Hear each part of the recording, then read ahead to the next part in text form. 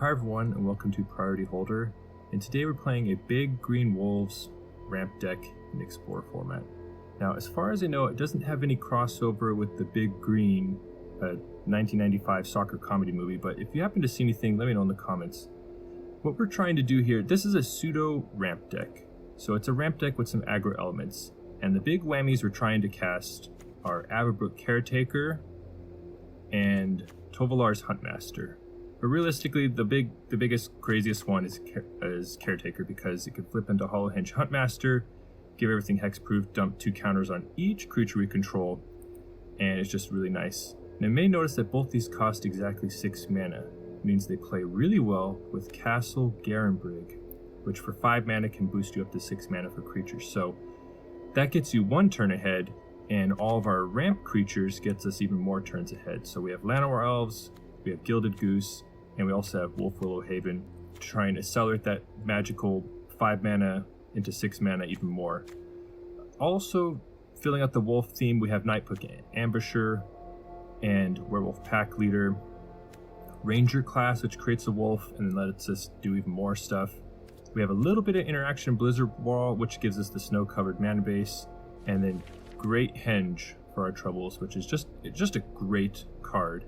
It gives us life, counters, cards, it really does everything.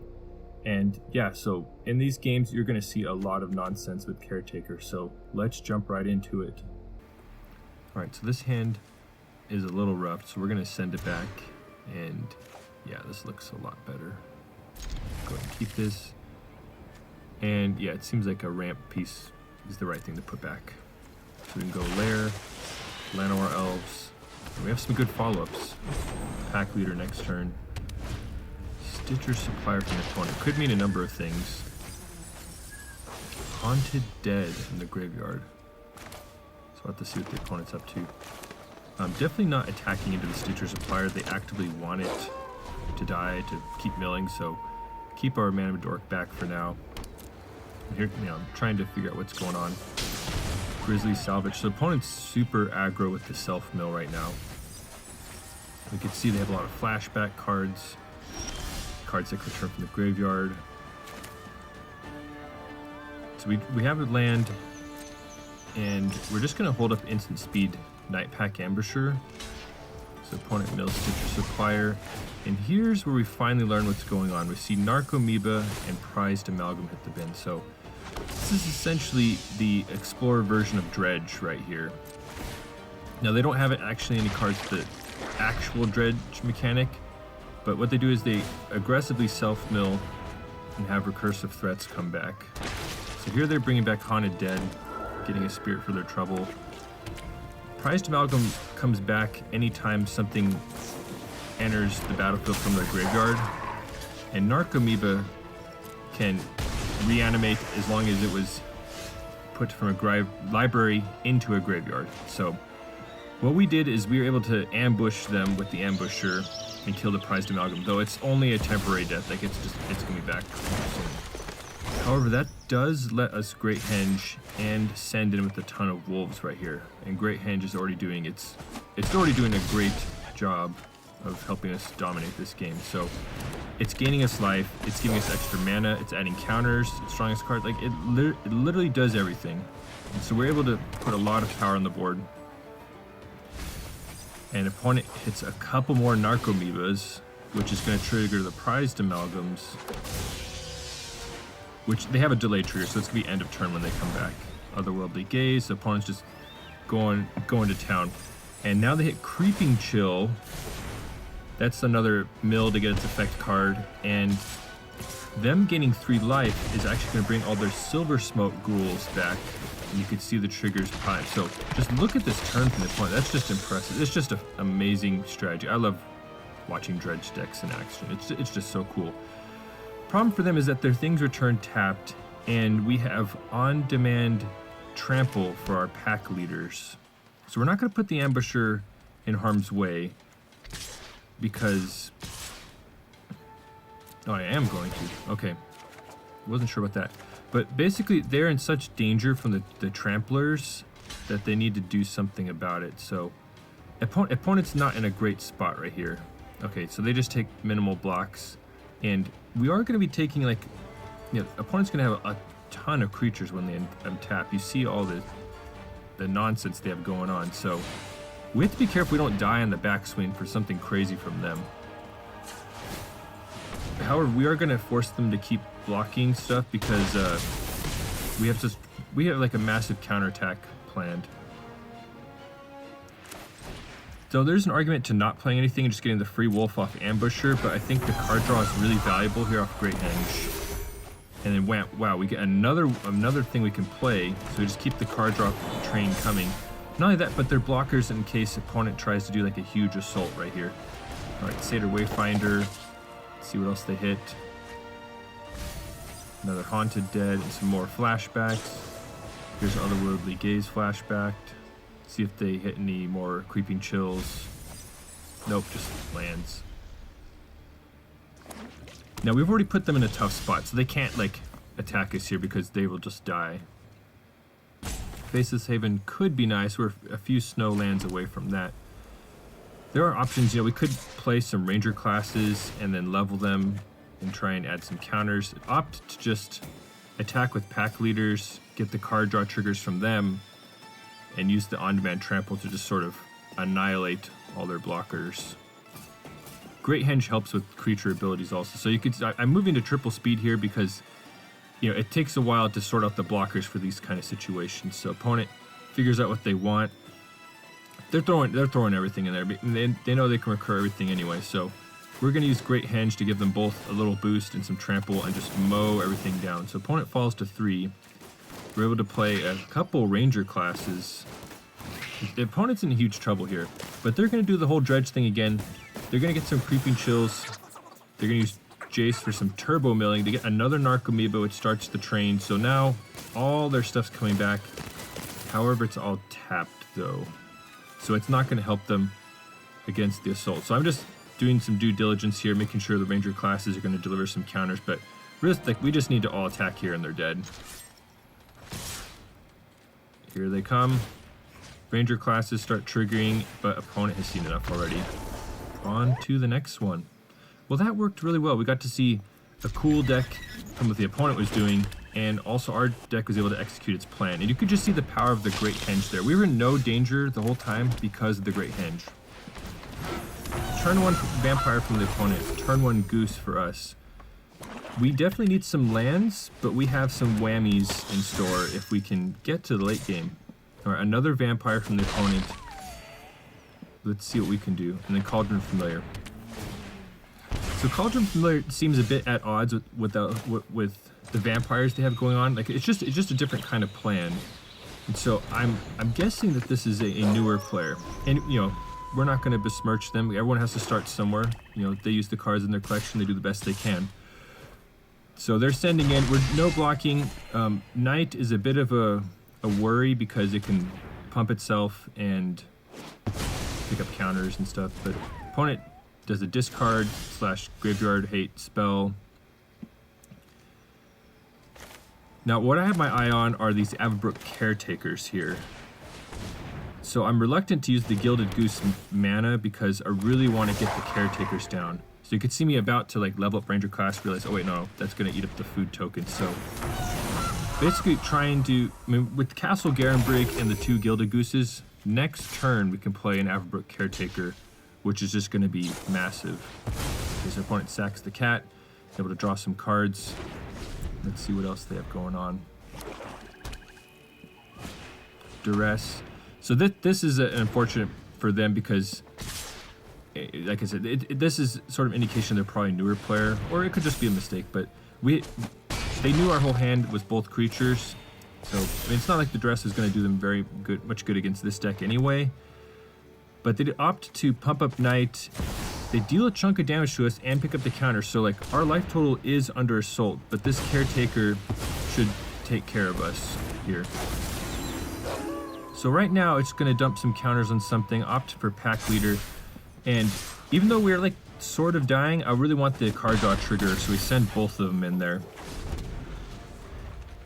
And so we're just strategically leveraging our life total here. Like opponents slamming us, and like there is some danger for like a pump spell here, but they're just using their on-demand pump. And so opponent's at 18 here, but they've allowed us to flip into Hollow Henge Huntmaster, which not only gives everything hexproof, but 2 counters at the beginning of combat for good measure. So we are able to just annihilate them in one go here. Next game. This looks like a pretty good hand. We will need some more green mana to get our pack leaders in play. That is a risk with Faceless Havens. You know, it's like a trade-off to get the creature land, and then you see all the green mana symbols that we have, so it is a little bit of risk. Opponent does not like our goose, chops it up with Fatal Push. Thankfully we do have Ranger class. It would suck to not be able to play anything here. We do have a play though. Not only that, we can keep pouring mana into Ranger class if we have nothing better to do. Thieves Guild Enforcer. Okay, so presumably we're playing against rogues, and we have Thoughtseed follow-up. And they take our werewolf, so it's pretty interesting. I was surprised they didn't take Great Henge, but I guess they're just trying to take starve us of our early plays, you know. Now, it's not very mana efficient to not level up Ranger class here. Opponent misses the land drop, so that's good to know. We do get a second green source. That's really key. We're close to our Caretaker, but we're not there yet. And then once Caretaker's down, we want to slam Great Henge. So that's what we're hoping for. Alright, so we send it with the wolf, and the opponent has done a ton of damage to themselves with their shocklands, Thoughtseizes, etc. Alright, so here come the rogues. We have the Soaring Thought Thief. Now we do have to watch, so here's Llanowar. Yeah, so they are trying to fill up our graveyard, so we have to be mindful of that, because cards like Llanowar are dependent on how many cards we have in our graveyard. And so they just hit the sort of pseudo threshold value to get the boost effect. So they are slamming for a lot of damage, and we have not really much to speak of as far as like being able to counterattack them. We are going to fire up Faceless Haven though. I'm keeping this Blizzard Brawl. I want to just kill their sort of pseudo lord and the Thought Thief. Don't want them being able to just keep milling us for so much, and it just depowers basically all of their creatures. So we do have 3 snow permanents, so we're going to have indestructible. So there is an argument to fighting down the Thieves Guild Enforcer because it has higher power and Death Touch. So like if they ever put it on defense, it's going to be sort of annoying for us. Merfolk Wind Robber. We got another Mill Trigger. And they're able to send in. So we are losing a lot of life. We're hoping Great Henge can turn things around for us. And decide, alright, this could get countered, but decide just to toss out the Caretaker here. And opponent has stocked our graveyard enough for Llanowar to take care of it. So that's pretty unfortunate, because the hex proof on that plus the counter, like, it would have just taken over the game fairly quickly. But here we fall to 7, and, you know, just keep getting milled. And another Wind Robber, get milled again. So as the game goes on, we will have to be mindful of possibly getting milled out. As of right now, it's not a danger, but it's just something you got to keep in like the back of your mind. But our Faceless Haven's getting pretty strong here. I'm considering attacking with the elf. I'm like basically trying to think if I need the green mana or not. But fortunately what happens here, because we've already leveled Ranger class, you'll notice that our Great Henges are now discounted enough for us to cast them, thanks to the Ranger class counter. And because Faceless Haven has Vigilance, post-combat we can use its mana to cast a Great Henge. So basically, the game comes down to this right here. Can they counter Great Henge? And they cannot. So that's basically game over. Like we've talked about before, Great Henge literally does everything. So the fact that that made it through their defenses, it's going to be an uphill battle for them. We do fall to 4, but every time we use Great Henge, it gains us 2 life, and now we can sacrifice our food. So we are able to like buffer our life by 5 right here. And if we could ever draw creatures, it's going to start drawing us cards, you know, but opponent has to constantly keep things on defense because of Faceless Haven. And decide that Llanowar Elves has done its job right now, and basically they have to block Faceless Haven. Plus we could spread out the Ranger class counter, so opponents chump, and they are able to get some card draw from Wind Robber, so they're able to like stall in a card neutral manner. Now Brazen Borrower is basically, that's the only like great target for Brazen Borrower, because they can't target our Faceless Haven because Brazen Borrower's like ability precludes lands. But it actually turns out to be sort of bad for them to bounce Llanowar Elves, because we are able to draw a card by recasting off Great Henge. So here comes Thought Thief. They're going to keep milling us. So opponents fighting the good fight, you know, like they're attacking in with 4 power every time. And I decide to snap off the block here. Like, you know, we can only gain so much life a turn, and that just takes one of their threats away. Basically, we had to deal with it at some point. Now the question is, which Faceless Haven do we attack with? Either one of them would be lethal to them, and the Ranger class is doing a whole lot of work here. And you could see the power of creature lands in this matchup. Like, we've sort of drawn like clunky things that aren't like super great to play, and decide to use the mana here to level up Ranger class to its final level and possibly start casting creatures off the top. Not to mention we still had residual mana for Gilded Goose there. So another Great Henge, so, you know, drawing all the Great Henges, but Great Henge is just a super powerful card. It's just hard to deal with. Now this is a curious spot right here. I think I make a tactical error here. I'm not familiar with like the current rogues list, so I think it would have been a lot better to just straight up attack in. I'm a little cautious, like wondering like what's going on here. But play Avabruck Caretaker, and this is where things get wild.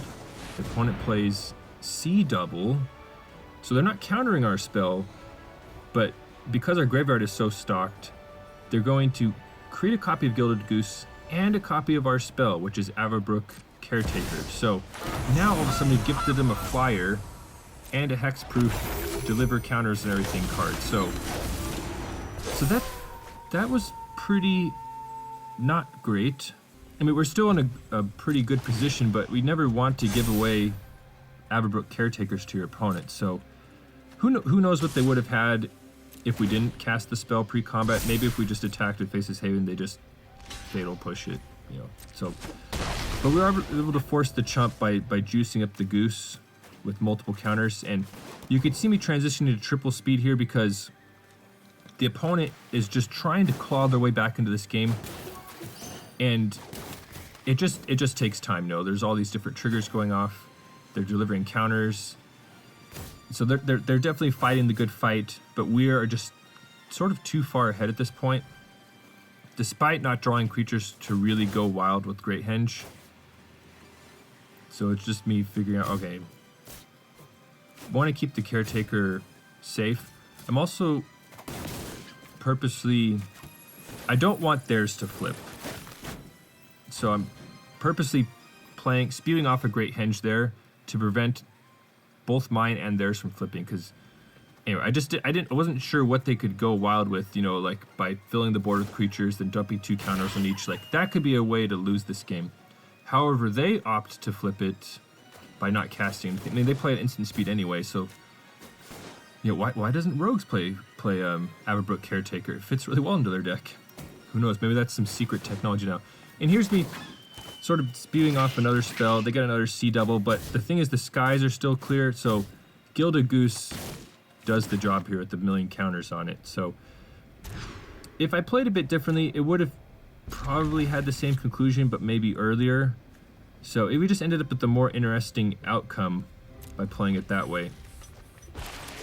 We have to mulligan again, and yeah, Llanowar Elves. If it's, you know, left to its own devices, we will be able to get a Nightpack Ambusher out on turn 3, which is not nothing. So let's see what the opponent has a Grixis land, Thoughtseize, and I'm assuming the Nightpack is getting taken here, but I'm very surprised to see the Caretaker get snatched. It could be that just the hexproof on that card is just too rough for like a removal tribal deck in like Grixis color, so they leave it alone. There is an argument to casting a sort of on my turn, Nightpack Ambusher to avoid the counter spell. The opponent plays a Corpse Appraiser, so they're like a tap-out style deck. So Thoughtseize combos well with the Corpse Appraiser because they're putting a creature in the graveyard and now they're able to trigger Corpse Appraiser's like card draw mode. So I'm just examining their deck to try and get a feel what they're playing. But it's sort of like a mid-range pile, it seems like. Play Nightpack Ambusher. Faceless Haven's going to be nice. We're going to want to play it now so it's not summoning sick for next turn potentially. And this seems like a great turn to just not cast anything. Like, there is the option to Blizzard Brawl, but every time we don't cast stuff, we get free wolves off Nightpack Ambusher. And it's just going to be hard for the opponent to keep up with that. Especially, there wasn't really like a profitable way to use the mana anyway. And once again, so here, now we can use Faceless Haven. Okay, so decide to just try and lay the hammer down here with the Blizzard Brawl. Because the opponent was surely going to try and block something there. But now we're threatening lethal damage. And the opponent just has a card draw right here. So I mean, you could see the power of this deck. I mean, what is this? Our turn 5 and they're dead with lethal damage. So yeah, that worked out pretty nicely. A removal spell in response to our fight spell would have delayed things, but that was pretty good though. We've had to mulligan a lot. I think that's sort of a consequence of playing a ramp style strategy where you have sort of a pile of enablers and a pile of payoffs that each don't do anything without the other. And so if you get all enablers or all payoffs, your hands are too clunky. Recruitment officer from the opponent. It looks like mono white humans, but we're able to sort of spill our hand out here. Feeling pretty good. Luminarch Aspirant, very strong card. Let's see where they dump the counter. All right, they want the 3-power officer to...